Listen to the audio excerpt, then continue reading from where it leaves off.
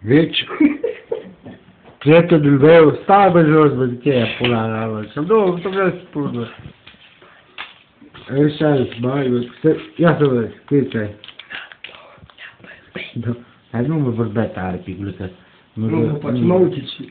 Să nu mă Hai. Cărțile sunt aici. Pac. Filmează-mă și tu pe mine, prietene. Deci el, picul, tot aici. Filmează-mi tu. Ăștia, rece. Are la lume că e fereastra aia, colega. Nu. Tot așa te bă, frate, dos.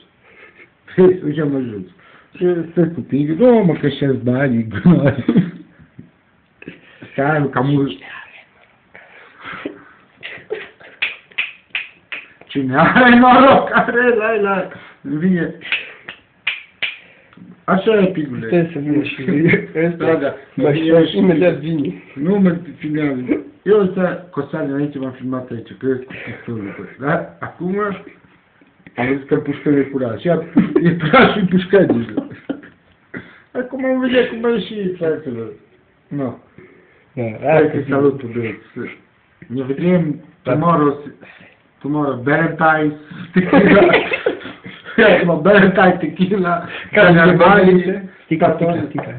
Aia altă, mă.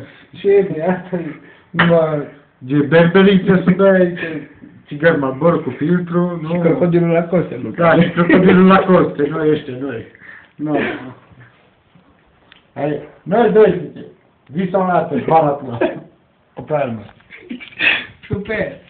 Da, cu și